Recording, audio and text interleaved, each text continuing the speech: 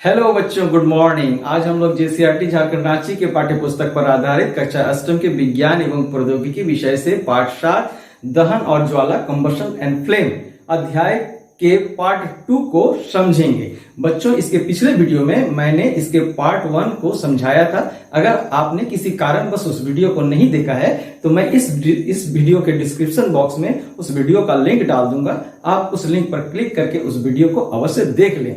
तो बच्चों, आज के इस वीडियो में हम लोग क्या क्या जानने वाले हैं वह देख लेते हैं। तो बच्चों, हम लोग जानेंगे ज्वाला, ज्वाला का कारण, ज्वाला के क्षेत्र, ईंधन, आदर्श ईंधन की शर्त, ईंधन के प्रकार, ईंधन क्षमता, ईंधन का उष्मीयमान, ईंधन के दहन का पर्यावरण पर प्रभाव। इनके बारे में हम लोग बच्चों जानने वाले हैं। सबसे पहले बच्चों हम लोग जान लेते हैं ज्वाला क्या है। तो कुछ दहनशील पदार्थों के दहन के समय दिखाई पड़ने वाली आग के लपटों को बच्चों हम लोग ज्वाला कहते हैं। तो जैसे हम लोग ज्वाला का कारण भी जान लेते हैं। दहन के समय जो पदार्थ वाष्प में बदलते हैं वह ज्वाला का निर्माण करते हैं। जैसे कि मोमबत्ती जब जलती है, या कागज को हम जब जलाते हैं, या एलपीजी जो घर में आपके गैस जलते हैं रसोई में, वो गैस जब जलते हैं तो उससे वो जो है वाष्प में परिणत होते हैं। इसी वाष्प में परिणत होने के कारण ही ज्वाला का निर्माण होता है। इसी को यहां लिखा गया, अर्थात दहन के समय वाष्प बनने के कारण ही ज्वाला उत्पन्न होता है। परंतु आप देखे होंगे कि लकड़ी का जो कोयला होता है वो वाष्प नहीं बनाता है, जिस कारण जब उसे जलाया जाता है तो उसका जो है हम लोग ज्वाला नहीं देख पाते हैं। परंतु लकड़ी के कोयले को जलाने पर वाष्प नहीं बनता है, इस कारण लकड़ी के कोयले के जलने से ज्वाला नहीं बनती है। तो बच्चों, अब हम लोग जानेंगे ज्वाला के क्षेत्र को। बच्चों ध्यान से देखिए, यह जो है गैस बर्नर जब जल रही है तो हमें नीले रंग का एक आभा दिखाई पड़ रहा है। यहाँ भी दूसरा जो गैस बर्नर है उसमें भी आप एक ही प्रकार की नीले रंग की आभा देख पा रहे हैं। बच्चों, अब हम लोग यहाँ इस मोमबत्ती के लौ को अच्छी तरह से देखें तो हम पाते हैं कि यहाँ भी जो है हमें इसके जो आप नीले रंग का एक आभा देख रहे हैं, और मध्य में जो है पीला रंग का एक आभा देख रहे हैं, और ठीक नीचे की ओर ये काला रंग का देख रहे हैं।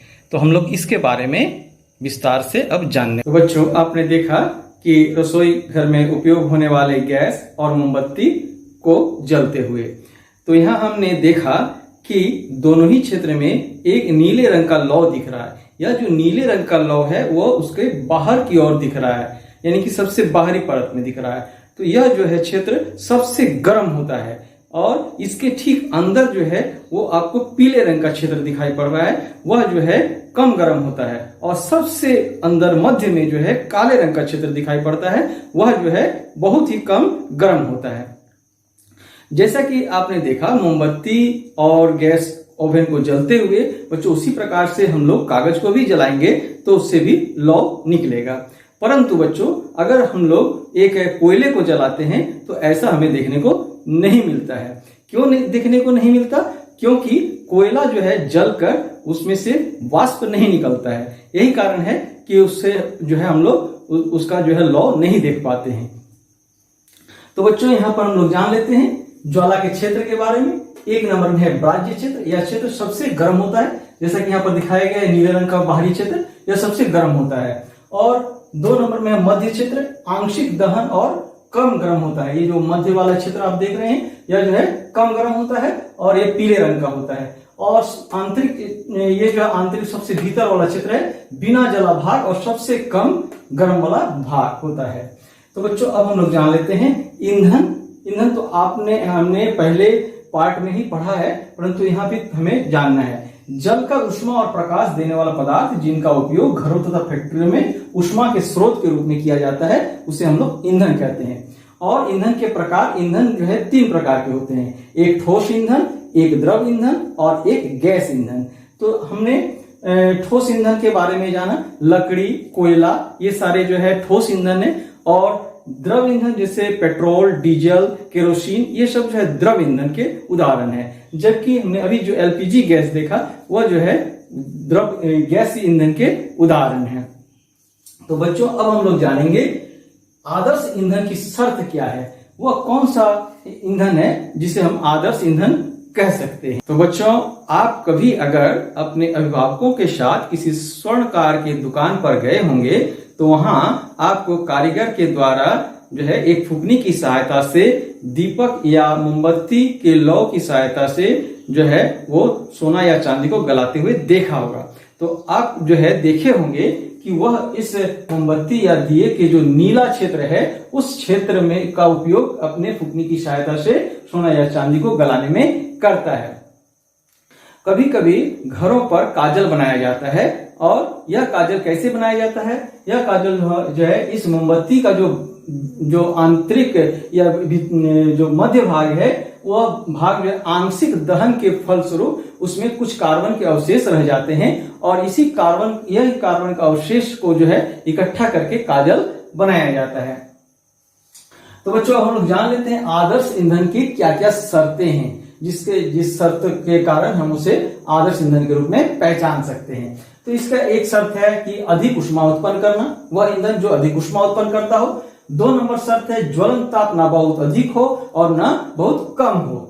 और 3 नंबर शर्त है कि वह सस्ता हो और आसानी से उपलब्ध हो। 4 नंबर शर्त है कि अधिक अपशिष्ट न छोड़े। और 5 नंबर शर्त है कि एक जगह से दूसरी जगह आसानी से ले जाया जा सके, अर्थात परिवहन करना आसान हो। तो अब बच्चों लोग जानेंगे ईंधन की क्षमता। कम जलकर अधिक ऊष्मा प्रदान करना ही ईंधन की क्षमता को दर्शाता है। तो अर्थात जो ईंधन जितने कम ईंधन का उपयोग करके हम उससे जितना अधिक ऊष्मा प्राप्त करेंगे वह जो है ईंधन की क्षमता के अनुसार होगा। ईंधन का ऊष्मीय मान क्या है?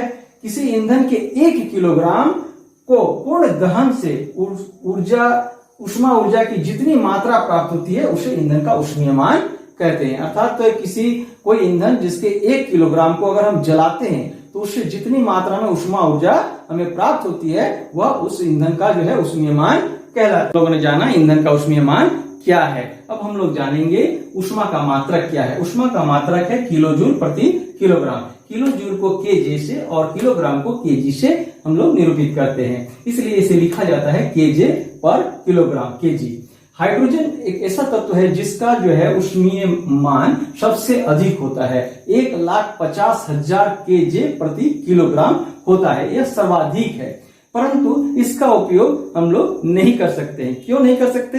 क्योंकि हाइड्रोजन जो है वो विस्फोट के साथ एक बार में ही जल जाता है, इस कारण से उसका उपयोग हम लोग नहीं कर पाते हैं। अब हम जानेंगे ईंधन के दहन का पर्यावरण पर क्या कोई प्रभाव पड़ता है। तो हाँ, ईंधन के दहन का पर्यावरण पर बहुत अधिक प्रभाव पड़ता है। अगर हम किसी ईंधन को जलाते हैं और उसमें यदि वह बिना जले कार्बन के कण जो उसमें रह जाते हैं वो हमारे श्वसन संबंधी बीमारी को उत्पन्न करते हैं। अगर हम जो है ऑक्सीजन की कम मात्रा में उपस्थिति में किसी ईंधन को जलाते हैं तो उससे कार्बन मोनोऑक्साइड निकलता है। वो बहुत ही विषैला होता है, और इतना विषैला होता है कि अगर किसी मनुष्य को अधिक मात्रा में अगर वह कार्बन मोनोऑक्साइड ले लेता है, ग्रहण कर लेता है, तो उसकी मौत भी हो सकती है। इसीलिए कहा जाता है कि कभी भी बंद कमरे में आप आग को न जलाएं। उसके बाद है कार्बन डाइऑक्साइड। कार्बन डाइऑक्साइड हम लोग जानते हैं कि आज के समय में कार्बन डाइऑक्साइड जो है विश्व उष्णयन के लिए एक बहुत बड़ी समस्या है। तो जो ईंधन जलते हैं उसके फलस्वरूप कार्बन डाइऑक्साइड जो है निकलते हैं। बहुत सारे कारखाने, उसके बाद बहुत सारी गाड़ियों से भी जो है कार्बन डाइऑक्साइड विमोचित होते हैं, जिसके फलस्वरूप जो है विश्व उष्णयन की समस्या उत्पन्न हो रही है। कुछ ईंधन, जीवाश्म ईंधन जिससे नाइट्रोजन और सल्फर के ऑक्साइड निकलते हैं, वह जो है अम्ल वर्षा के लिए जो है दायी होते हैं। इसके फलस्वरूप नाइट्रस ऑक्साइड और जो है सल्फ्यूरिक अम्ल जैसे जो है वर्षा के साथ मिलकर जो है अम्ल वर्षा कराते हैं, जो ऐतिहासिक महलों को जो है नष्ट कर देते हैं। उसके बाद जलाशयों में रहने वाले जीवों को वो क्षति पहुंचाते हैं। तो इस प्रकार से जो है ईंधन के दहन का हमारे पर्यावरण पर बहुत अधिक प्रभाव पड़ता है। विश्व उष्णयन यह जो है आज के समय में पूरे पृथ्वी के लिए एक बहुत बड़ी समस्या है। यह समस्या क्यों हो रही है? क्योंकि पृथ्वी पर कार्बन डाइऑक्साइड की जो मात्रा है वो निरंतर बढ़ती जा रही है, जिसके फलस्वरूप विश्व के तापमान में जो है पर्यावरण के तापमान में अत्यधिक वृद्धि हो रही है। तो देखिए दिन प्रतिदिन पृथ्वी के तापमान में वृद्धि होना ही विश्व उष्णयन के कारण है। तो इसके फलस्वरूप क्या हमें इसका परिणाम देखने को मिलता है? इसका परिणाम हमें यह देखने को मिलता है कि हिम नदी अर्थात बर्फ की जो नदियां हैं वह पिघलने लगती है और समुद्र के जल स्तर जो है बढ़ने लगते हैं और क्या होता है, तटीय क्षेत्र जो है वो बाढ़ग्रस्त होने लगते हैं और कभी कभी ऐसा होता है कि स्थायी रूप से कोई क्षेत्र जलमग्न हो जाए और वो उसमें से कभी ना निकले। तो इसके ये सारे परिणाम है। तो बच्चों आज के इस वीडियो में हम लोगों ने जाना ज्वाला के संबंध में, ज्वाला का कारण क्या है, ज्वाला के क्षेत्रों को जाना, ईंधन क्या है, आदर्श ईंधन की शर्त क्या है, ईंधन के प्रकार कौन कौन से हैं, ईंधन क्षमता क्या है, ईंधन का ऊष्मीय मान को जाना और ईंधन के दहन का पर्यावरण पर क्या प्रभाव पड़ता है, इसे भी हम लोगों ने जाना। तो बच्चों यदि वीडियो अच्छा लगा हो तो वीडियो को लाइक करें और यदि अभी तक आपने चैनल को सब्सक्राइब नहीं किया है तो चैनल को सब्सक्राइब कर लें, साथ ही अपने दोस्तों के बीच इसे ज्यादा से ज्यादा शेयर करें। और बच्चों मैंने इसके पिछले वीडियो में इस अध्याय के पार्ट 1 का वीडियो बनाया है, जिसे अगर आपने नहीं देखा है तो इस वीडियो के डिस्क्रिप्शन बॉक्स में जाकर जो लिंक मैंने डाला है उस पर क्लिक करके आप उस वीडियो को अवश्य देख सकते हैं। बच्चों साथ ही मैंने आपके कक्षा के विज्ञान और गणित विषय के बहुत सारे वीडियोज बनाए हैं, जिसके लिंक बनाकर मैं इस वीडियो के डिस्क्रिप्शन बॉक्स में डाल दूंगा।